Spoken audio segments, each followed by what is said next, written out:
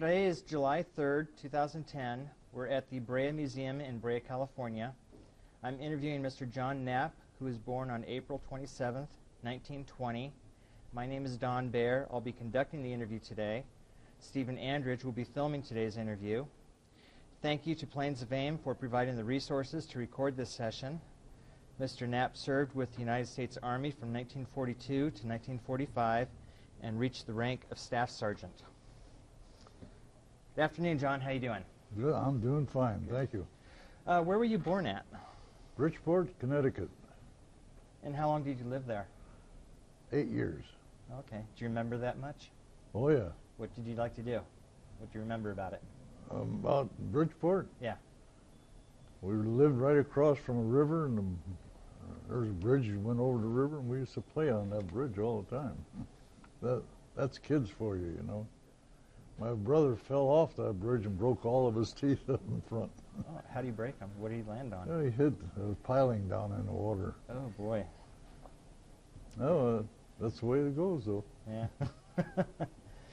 And after eight years, where did you move to? We moved to Cleveland, Ohio, about, only stayed there about a year. And then from there we moved into Detroit. Okay. How come you moved around so much? Detroit, I lived there for 50-some years. Oh, okay. Maybe more than that. Wait a minute. I was 8 years old when we got to Detroit. And let's see, I moved out here in 77. What does that make it? 70 years. Yeah. Almost. What did your father do? I really don't know. I lost my father when we were about 8 years old, so I can't remember too much about him. Only one thing I can remember about him is he had an old Star automobile. I don't know if you fellows know it or not. But anyhow, there was a locomotive, and my dad had me and all the other kids in the neighborhood, in the car. And he stopped for the train, and the conductor of the train, or his engineer, told him to go, and my dad says, "No, you go, and you go, you go." They both started together. My dad hit that locomotive, broke every window in that car. And that's about the only thing I can remember about Bridgeport, Connecticut. Wow. Woo! And what of course, my mother sure gave him hell when he got home. Oh, I bet she did. Yeah. And what did your mother do? My mother was what do you call them? She baked pies in a restaurant. That's in Detroit. One of the top-notch restaurants in Detroit. She done that. To give you an idea of what times were then, she worked 12 hours a day, 6 days a week, and got paid $12. Wow. And she had to take a streetcar to work every day, which was 3 cents. So 6 cents from a day, that's 36 cents off of $12. That didn't leave a whole lot. Was she the main supporter of the family? Pardon? Was she the sole supporter of the family? Right, yeah. Wow. And you obviously went to several schools since you moved around. How many brothers and sisters did you have? One brother, one sister. Okay. My brother's older than I am. My sister, we're 3 years apart. Okay. My brother just died here a year or so ago. I'm sorry to hear that. Maybe 2 years. So your mother was supporting 3 children and herself on $12 a week. That's right. Less than 12 that. Because, wow. Less than 12. Amazing. Of course, that's, you're talking 1928, 30s, Depression days. Yeah. And so did you go to work early to help out the family? Or? I did, yes. I worked for a creamery. I was a jumper off a truck, horse and wagon, for $1.50 a week. But that helped the family. Yeah. Then later I got into a wholesale route, and I got $3 a week, which was pretty good. That helped. And did your brother also help? Older brother? My brother did not have a job until he was 21 years old. Oh, wow. And I was working all that time. Yeah. What was the mood of the nation in 1938? Hitler invaded Poland. Were you aware of this? Was this significant to you? Did you know what was going on in the world? Oh yes, yeah. We had in those days, you know, you had in the movies you had newsreels and everything else, and radio. We had a little, I don't remember what you call them, but a little set where you set the needle into the lid and you could hear it through earphones. I had one of those. Mm-hmm. So we know what was going on. And 38, I was already courting my future wife, so Mm-hmm. 38, I was 18 years old already. Yeah. And I know that you got into motorcycles. Oh, yeah. So before you joined the service, were you riding motorcycles? Were you into mechanics before the service? Yeah, no, I had a motorcycle for the simple reason I was offered a job as a messenger, but I needed a motorcycle to do the job, so I bought a motorcycle. For I think it was $12 I was paid just going for to ask it. how much. Yeah. $12, wow. Yeah. An entire week's pay for your mom. Well, at that time I made $15 a week, Okay. so that was pretty good. Wow. And moving up to 1941, December 7th. Do you remember that day? Oh yeah, my wife and I were both walking to visit her mother. And then when we got there, her brother told us about it, that Pearl Harbor was attacked. What did that mean to you? Well, it was kind of scary for a minute because I knew from past experience in World War I and everything else. Incidentally, my dad volunteered for World War I, but they wouldn't take him because he had a wife and 3 kids. Well, not 3 at that time, but he had 2 kids already. But anyhow, no, we kind of knew what was going to go on. Mm-hmm. Because following Hitler's going, and then when Lindbergh told the nation what was going on, I listened to him pretty hard, and he was right. I mean, they took his colonel status away from him because they thought he was siding with Germany because he was talking so well of them. They found out later he was right. Because he said they could, if they attacked the United States at that time, they would beat us. Wow. Did you want to join the service after No. Pearl Harbor? No. Why not? Well, I was married, and Yeah. I at that understand. time I had a fairly decent job. I was paying about $30 a week, so Mm-hmm. I enjoyed it, but I didn't want to go to the Army, no. I don't think any of us did. Yeah. When did you get married, by the way? 1939. Okay. So you had 2 years behind you. No children yet? By I had one You had one. after service, Oh, okay. after my service. Right, but none in 1941 No. then. Okay. All right. And had you raced motorcycles at all by that time? Oh, yeah. You were racing. Yeah, I was racing since about 1939, Oh, wow. 38, 39, in that area. What area were you racing at? At that time, it was mostly field meets and small local deals, not actually racetrack. Racetrack racing is about 39. I got into that. I used a big old Harley to race with to start with, and found out later. I found out later, my friend had a English matchless motorcycle, and we're cruising down the street, and as usual, you start gunning it.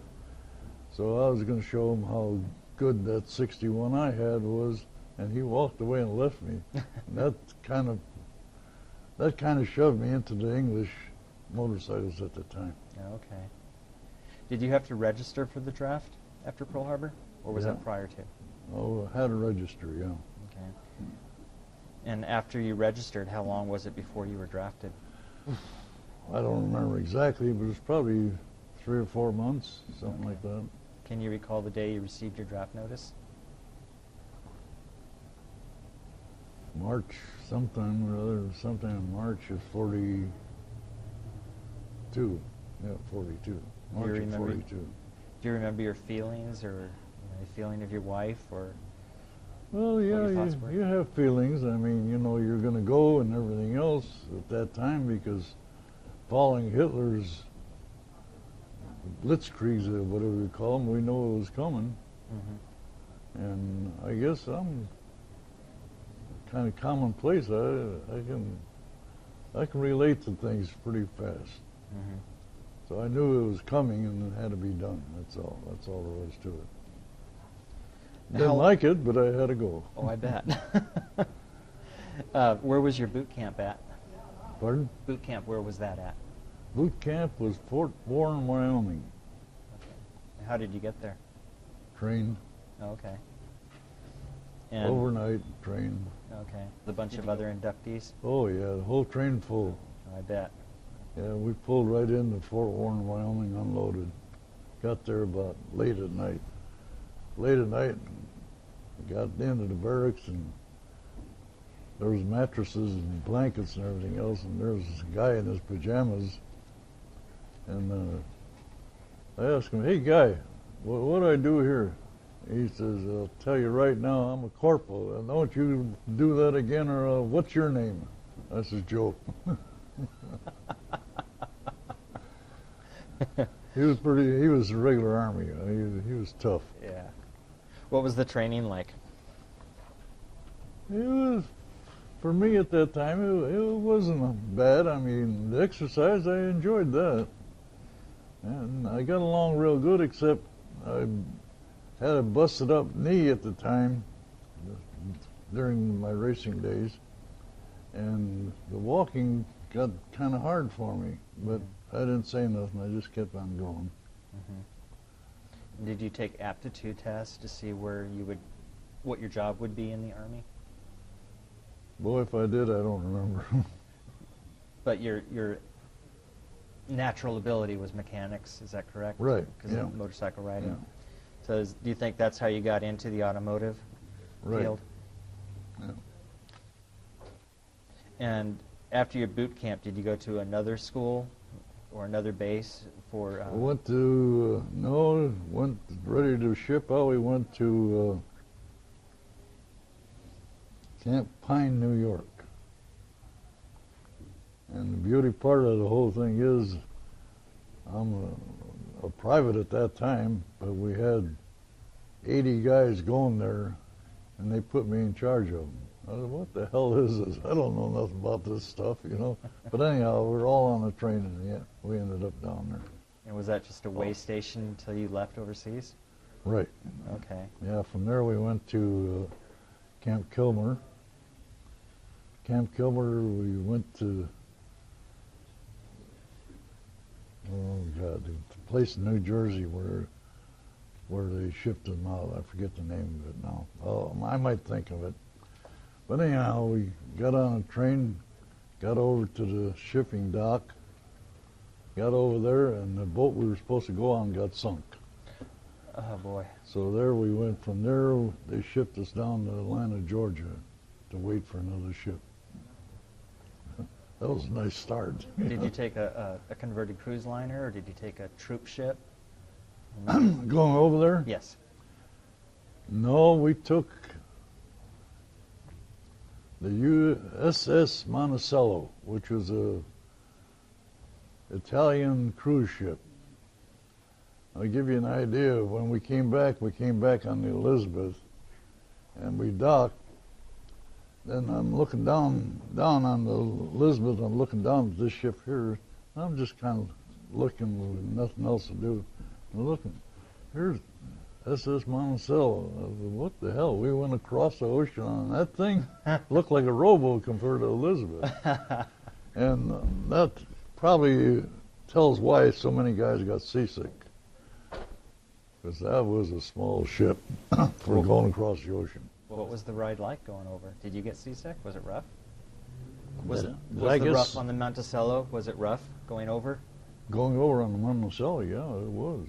We were in a convoy and just kept going and going. I mean, we were maybe eight days to get to Africa. Wow. Was there threat of U-boats? Well, they bombed one or two of them, And we had a battleship escort, and one of the airplanes, the scout planes, he came in and landed, and down it went, you know. But the pilot got out of it. But that's the way they did it. They sent a plane up, because I guess they could see down into the water or something. Yeah. But anyhow, it was kind of touchy, you know. Sure. Because at that time, the U-boats were very, very, very thick up through there, because that boat we were supposed to go down got sunk 3 miles out of New York. Wow. That's close. So, you know, we could expect anything, but we had life jackets available. What was the sleeping like? Pardon? The sleeping. What did you sleep in? Bunks or? Sleep. Or They have one here, 2, 3. wow. And I mean, your nose was about that far from the other one. Boy, close quarters. Well, they're trying to put the whole bunch of people on there, you know. Yeah. It was close. And that was when I first tasted dehydrated foods. And I hardly ate anything all the way across, because potatoes were raw, the eggs stank. I couldn't stand the smell of them. It was tough. I ate all the toast I could get, though. Wow. It was not a very pleasant trip. Yeah. Where did you arrive in North Africa? Oran. Oran? Oran. O-R-A-N. Gotcha. Okay. And from there, were you going to stick with your unit, or were you assigned to another duty? No, I stayed with my unit there. And all the way there, yeah, we stayed there all the time. Where did you go to after that? We took a ship over to General something or other ship, General Arnold's ship, over to southern France, in Marseille. Okay. And was that a dangerous trip at all? No. Did you go across the No, Mediterranean? that was you know, getting pretty close to the end of the war, you know. Mm-hmm. No. Okay. And let's see. So you pretty much didn't really spend much time at all in Africa. Is that correct? Oh, quite a bit, a couple of years. Oh, okay. Yeah, it's a couple of years. Okay, I apologize. Yeah. So what did you do in Africa, in North Africa? North Africa, I was in the motor pool, taking vehicles in and out. In other words, they came in, we'd ship them out, and get them to the things. At that time, I was in the Ordnance Corps. Mm-hmm. And from there, we went to southern France. In southern France, we had a couple of guys come back from combat, and I talked with them and everything else, and I figured, well, that's where I got to go. So I volunteered and went over there. What time period was this when you went to southern France? What year? 44. Okay. 40, I think I was in 44. I don't remember. Before or after D-Day? Right after D-Day. Right after, Yeah, okay. Right after D-Day. And then Yeah, that's... that was June. It must have been July then. Okay. And that's when you talked with the guys and found out where some action was, and Yeah, that's where you wanted to be. that's where I wanted to be. You wanted to get involved and do your part. That's about it, though.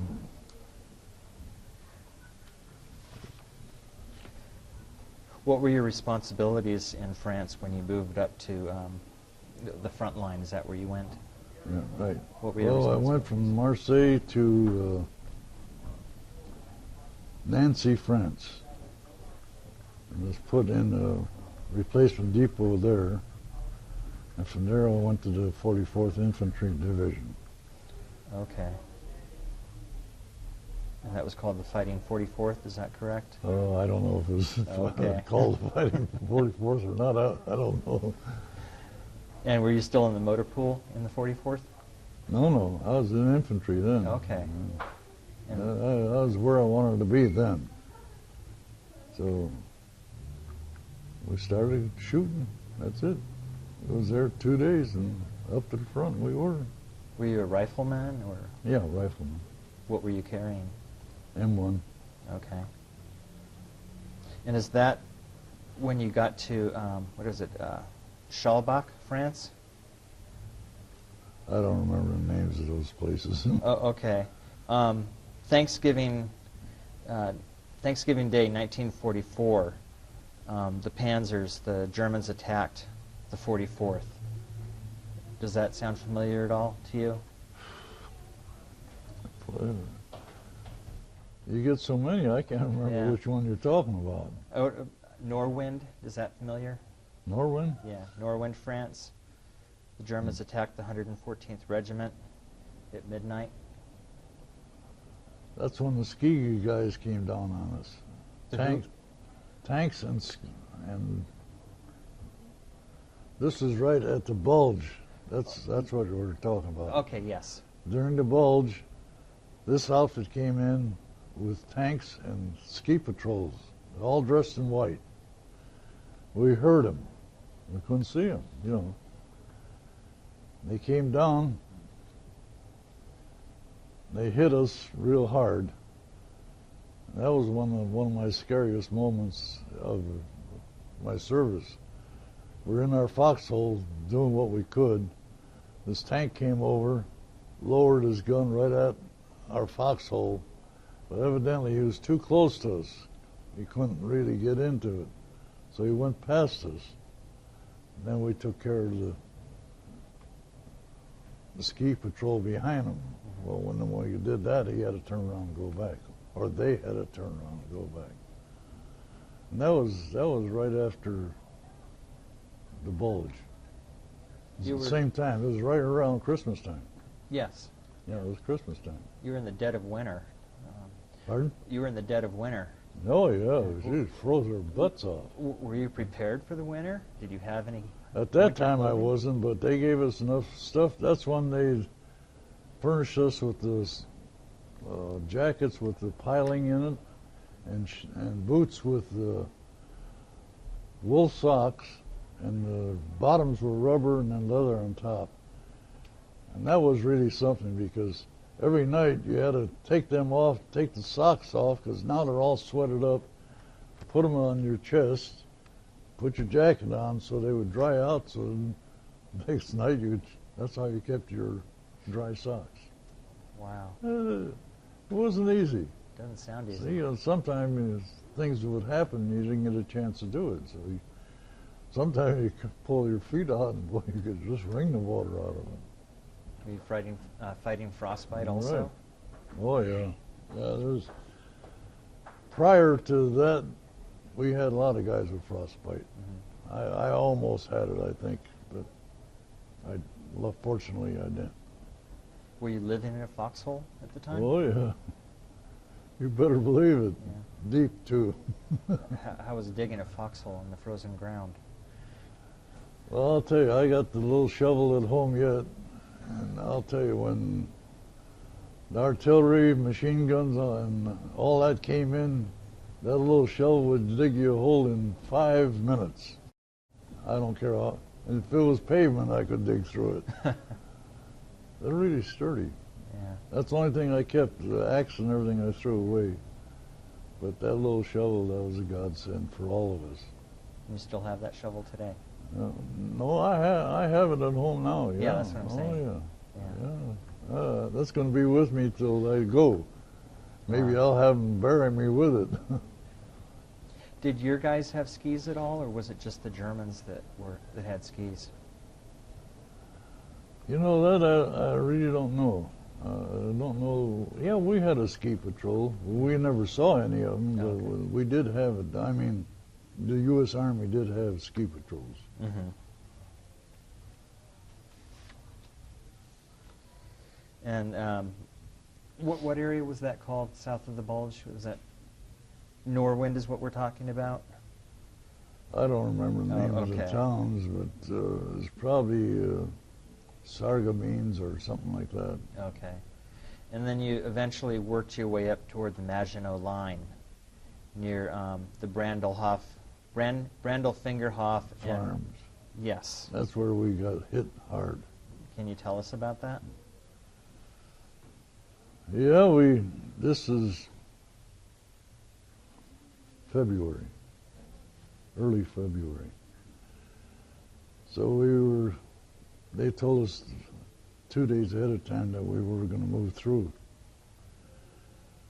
They said we'd have tank support, which, hey, for us was good news. So we started out with us and the tanks. The tanks got in the field and sank about 18 inches in the ground, and that was it. They had to back off. So we didn't have no tanks. And going into Randall Fingerhoff Farms, we went through a minefield. We lost a lot of guys right there. And then as soon as we got to where the farm itself was, the buildings and everything else, that's when all hell broke loose. We finally worked our way into the farm, and then it got worse instead of better. And that's where most of the action took place. Was Brandel Fingerhoff Farm an actual farm? Yeah. Okay, because I've also seen pictures of, heavy concrete bunkers. Is that part of the Maginot No, Line? this is an actual farm. In Okay. fact, in the buildings in there was dead cows laying there and everything else. So it was a pretty open area then. And you didn't have much Oh shelter? yeah, it was open. Our G company, we were E company, they were G company. They hit on the left of us, and they had heavy casualties. I think only about 10 guys got out of that one, out of 50 some. Were you wounded at all? Pardon? Were you wounded at all? No. Isn't this also where you were awarded the Silver Star for your actions? Weren't you also awarded a Silver Star for your actions at this farm? At this farm, right. Do you want to tell us about that? Well, I gave him all the paperwork. That's on paper. He didn't give though. it to you? I have the paperwork, sure, but I wanted you to tell us about it. Well, anyhow, okay. So we started going through these buildings, and all of a sudden we catch a lot of machine gun fire from one area, and we got a lot from another area. And the right of us, they probably got 8 or 10 of our guys. Then we were on the left of it. We started out and got to the edge of the building, and we caught machine gun fire. I lost 2 guys right there. So I backed off, started to go in this other building, and this German comes along and he throws a grenade at us. Well, I ducked behind a dead cow, so I didn't get hit, but one of my guys got hit. And then it was just a matter of getting orientated to where they were, where we were, and everything else. And then I saw this window up on top, and this machine gun's right down there in that corner, holding up the whole works. So I crawled up to this attic, got up to the window, and just dropped it down and got it. Well, before that, the guy who threw the grenade, he's running that way on that side of the building. I'm running this way on this side of the building. I got him. Then I run back. I told my guys, say, get out of here.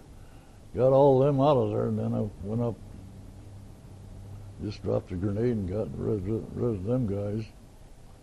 Then we had to go over. One of my guys was wounded.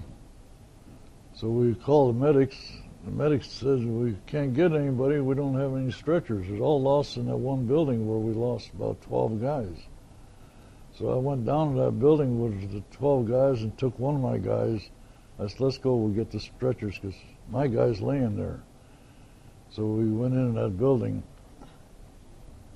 and little by little got the stretchers out. There was about 5 stretchers laying there. And one of the guys, one of the medics says, hey, can you help me? Sure.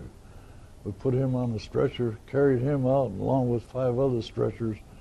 I said, you guys can have this, but you got to go get my guy. So the 2 medics went over and got my guy. So that was a pretty hectic day. I can't imagine.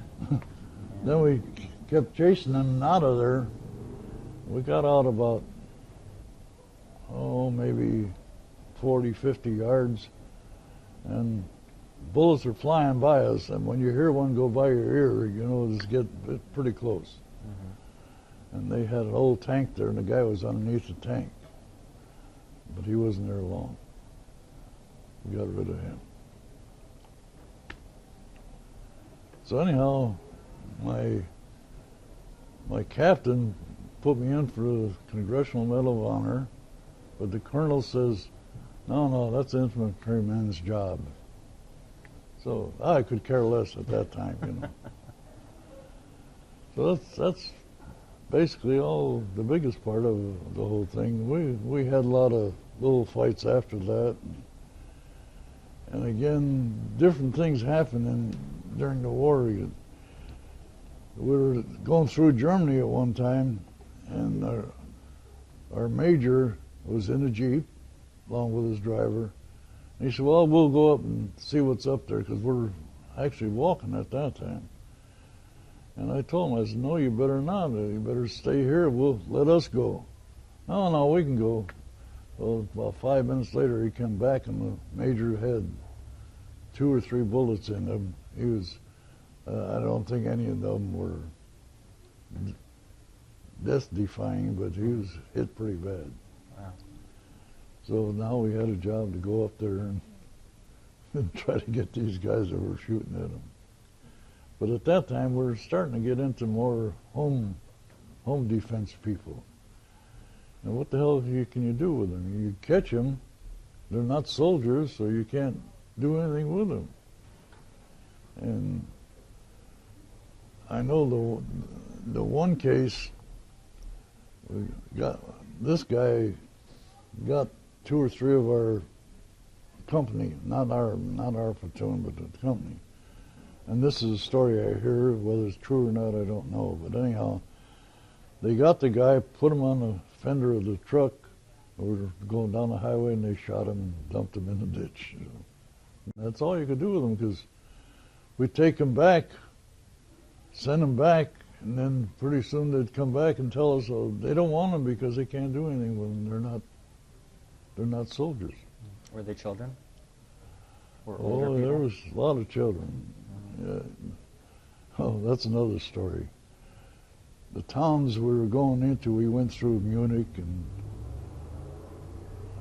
that whole town going down to the Danube River, Frankfurt, Germany.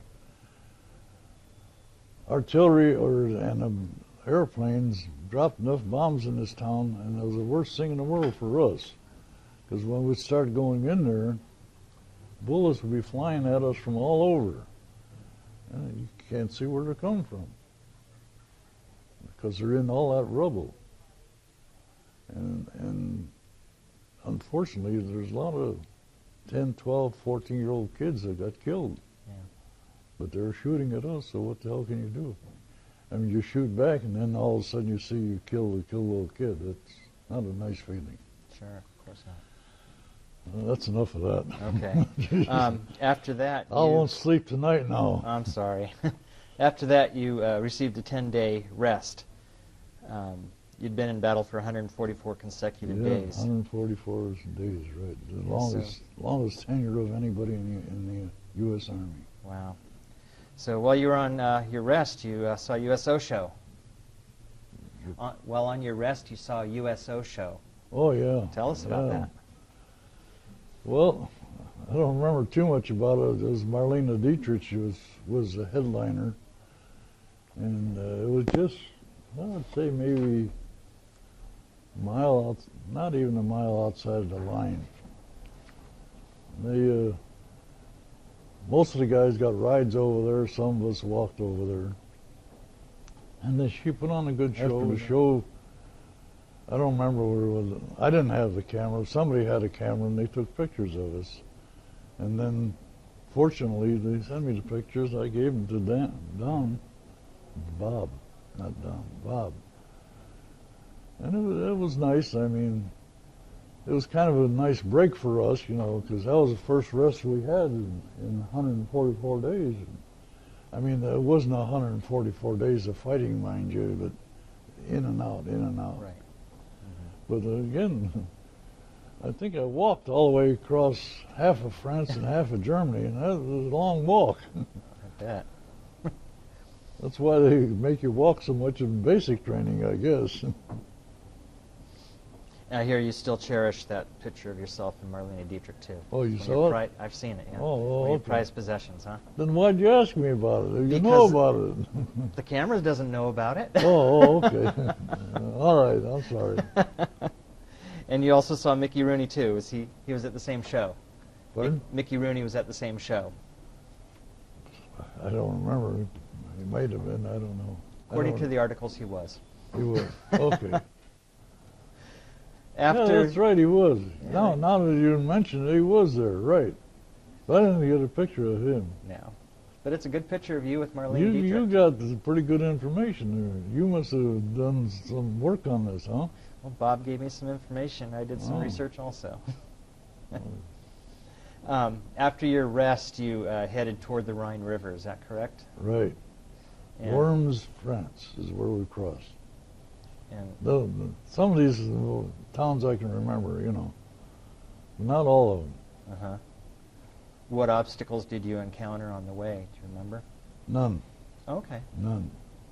And the thing is, leaving France, going across the river, going into Germany, is like night and day. Everything in France is dirty, filthy, scrubby, whatever you want to call it. Get into Germany, everything is neat, clean. Just like going from the city, Blythe area into countryside. Wow. Why was that? Do you know? That was across Worms. I don't remember the town we went into. Mm-hmm. I don't think there had to be a town, yeah, but I don't remember where it was. Okay. And how did you cross the Rhine? Walked. You just walked across the water? Yeah. That shallow? Not on No. top of the water, but No, they had pontoons over, Okay. pontoon bridges where we went Okay. across. was there any resistance while crossing? No, Okay. no, not there. It wasn't. There was at Remington, Mm-hmm. up the north of there. They had a tough time there, but where we went, there was no problem. Well, you did say you were encountering mostly home defense people. The German army had been weakened tremendously by that time anyway. Maybe the Army did, but not the guys we were chasing. We were chasing the Oh. 9th SS Panzer Division. We chased them all the way across France, into Germany, out of Germany down into Austria, over into Italy. Wow. They finally gave up on us over there. No, the SS troops are tough. They didn't give up. They gave you a tough time.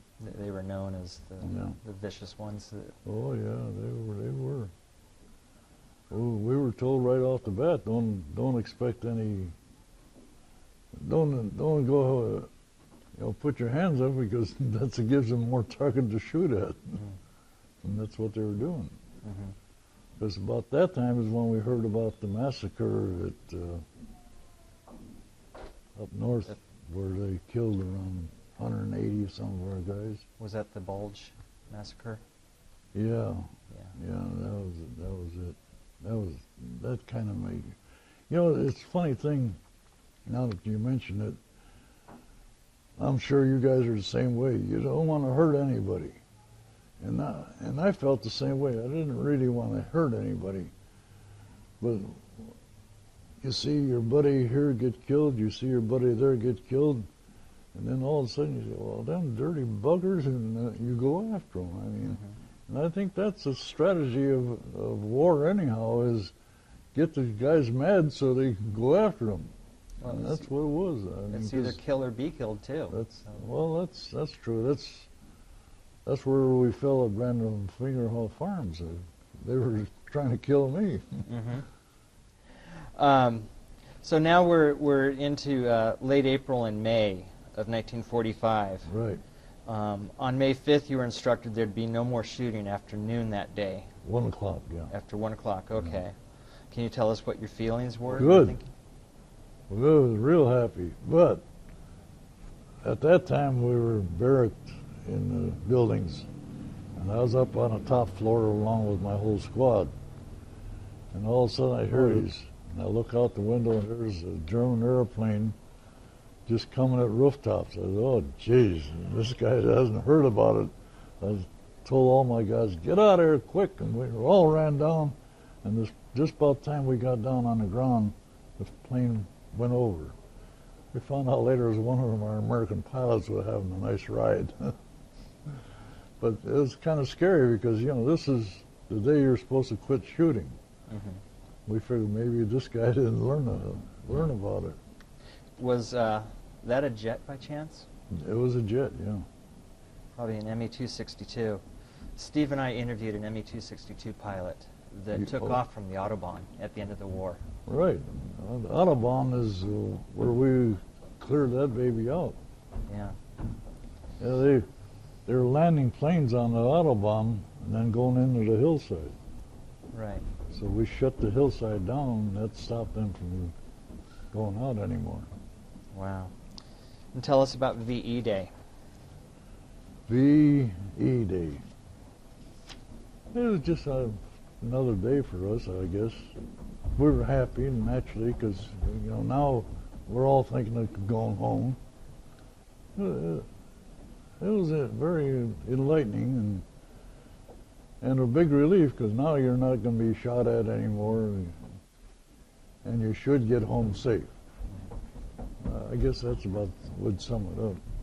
Do you know how many points you had? Because it was on a point system to go home. Yeah, I had 75 points at the time. Was that enough to go home right away? 5 more points, I could have got a plane to go home. But when we got on the ship, they ordered me another Bronze Star, and it gave me 10 more points. And here I'm on the ship. I just missed it by maybe 5 days. Going back to the Bronze Star, you won 2 Bronze Stars. Is that correct? Did you win 2 Bronze Stars? Yes, 2. One for bravery and one for action, military action. The other one's for bravery in action. Okay. I guess that's what they tell me. I don't know. Okay. So you took a ship home, and that was the Queen Mary. Is that correct? Elizabeth. Oh, Elizabeth. Yes. Elizabeth. Okay. And tell us about arriving in New York. Oh God, what a welcome we had. I mean, when you think about it, it was nice that you had that much support from the people, because when we went to Harvard, naturally we went by the Statue of Liberty, and from there on we had boats, fire boats with streams, and it looked like 1 million boats on the Hudson River. They're all following us in, and people lined on the whole bank. I mean, just solid. Balloons flying all over. It was great. I got to tell you a story about that. It wasn't one of my guys, but we docked, like I told you. I looked down and I saw the Monticello, because we're all standing on the deck just waiting to get off. One of the guys, one of the soldiers, I don't know who he was, but he's standing over there, and his wife was on the dock. You know how tall that Elizabeth is? He jumped over, swam over the dock, went up, hugged his wife, and the MPs grabbed him. Back. I figured you were going to say he jumped. Not me, no. My wife was in Detroit. Did you know that Marlene Dietrich was there to meet the Queen Elizabeth that day? She was on Elizabeth? No, I didn't know that. That's what the reports say. Oh, be darned. She wasn't on the Queen Elizabeth. She was there at the dock in New York to meet the Queen Elizabeth, the ship you were on. Well, that day. As we were embarking, or debarking rather, there's a lot of people all over, and one line went here, one line went there, so you didn't know. The only nice thing about it is, as soon as we got into the warehouses, or whatever you call it, they handed us a nice paper cup of milk. And that was the first milk I had in 4 years. Wow. Wow. Small pleasures, huh? That was great, yeah. And then they stuck us on a train back to Camp Kilmer. What state? No. Pardon? Where's Camp Kilmer? New Jersey. Okay. That's where we left from, and that's where I came back from. But anyhow, we got on this train, and it's about 60-mile drive down to Camp Gilmer. That train,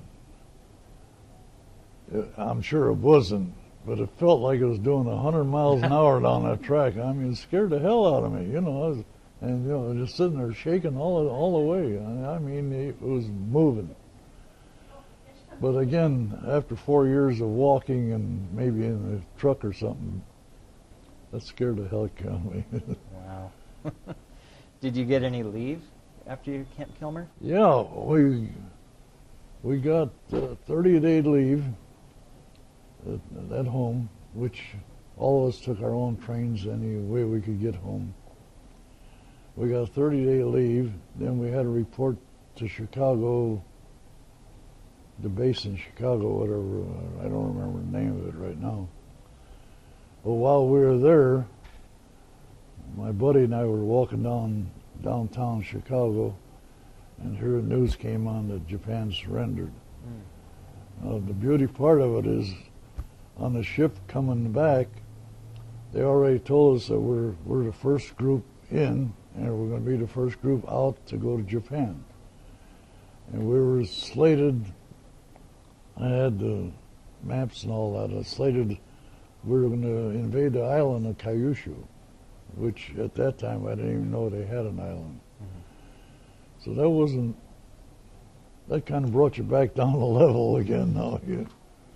So anyhow, but that was it. So from there we went back to Camp Chaffee, where we all got back together. And then to Camp Chaffee, that's when they told me I had enough points and you could get out of here. I'm the only guy in the whole outfit that got out at Camp Chaffee. Wow. So that was October of 45 then? October 5th, right. And did you have any plans after the service? No, just get home. Just like everyone else, so I wanted to get home, see my wife, and get back to normal. That was a happy reunion, I bet. Yes, it was, but the 4th of July after that, we're sitting in the house, and then the city of Dearborn had fireworks display. And now I'm asleep at that time because I worked all day. Boom, boom, boom, boom. I said, oh, get under the bed quick. My wife said, what are you talking about? It's just, a reaction. Yeah. It still stays with you. It stays with you even today. That's been 65 years ago. You never forget it. You never forget it. Have you ever gone back to any of the places in No, Europe? I don't want nothing to do with it. Okay. It's like when Bob asked me to do this, I said, hey, I really don't want to do it. And he said, oh, no, he talked me into it, so I'm here. Well, I appreciate you doing it with me. Well, I appreciate that you guys at least thinking of some of our old guys, because there isn't too many of us left, you know. Yeah. I'm 90. Darn good looking 90. And again, I was, 22, I guess, when I went in. And there was a lot of guys younger than I was, and that's probably the only ones left. Yeah. I don't think there's too many 90-year-olders left in the service. Do you keep in touch with any of your service members? No. Nope. I don't want nothing to do with any of it. Okay. I can understand That's that. why I was very reluctant to do this. Oh, okay. But he insisted so much, I kind of done it to appease him. Well, let's talk about motorcycles. You got into motorcycles racing quite a bit after that. 1939, yeah, and then after I got back, 46, I got really in earnest. That's when I got raced 2-3 times a week and went all over the country. Had a good time. That's how you supported yourself, just racing? Yeah, I made pretty good little money. Good for you. Paid my house off in 1 year. Wow. Because I told the wife, I said, whatever we make racing goes on the house. Didn't use my salary. I was working for Detroit Edison at the time. So my payday took care of everything else. The race money all went to the house. I think it was, and again, houses in those years weren't that expensive. Yeah. I think our house was like $7,000 or something. But it was all relative. It's all relative, right? Yeah. But again, even winning almost everything at a racetrack is only $300 or so. And how long have you been married now? We celebrated 70 years this year Good for you. with the same wife. Yes. And she's still with me. I don't That's know why. admirable. I don't know why. She put up with me, boy. Well, 'Cause, the racing days and everything else, I was gone a lot. yeah. And then the jobs I had in those years, I was gone most of the time. Because I worked for the VSA company and covered everything from New Jersey to Texas. So a lot of times I was gone for 2-3 months at a time. What advice or wisdom can you leave future generations about military service? Don't go to the war. Don't go to war. Any advice for life in general? How to reach 90? Well, I always tell everybody, I don't smoke, I don't drink, I don't have sex. And then the guy said, what the hell are you living for? No, I just lead a normal life, normal food. Is Eat there a lot of cabbage, that's Yeah. the main thing. Rye bread when I can get it. Is there anything else that you'd like to add that I haven't asked you? You've about covered everything. In fact, I think I've opened up more than I normally do. Thanks to you, you do a pretty good job. Oh, well, thank you. I want to thank you for your service and your time sharing your experiences with us. Thank you very much. Okay, thank you. You're the one that I should thank, because like I told Bob, I said, I don't want to do that. I don't want to do that. And he kept hounding me and hounding me. I said, people don't care what the hell we did in World War II. Oh, they do. They do? Absolutely, they care. This is a national program, the Veterans History Project. But they still voted Obama in, though. You did too? No. Oh, I was going to say. Well, thank you very much. Well, thank you. Thanks.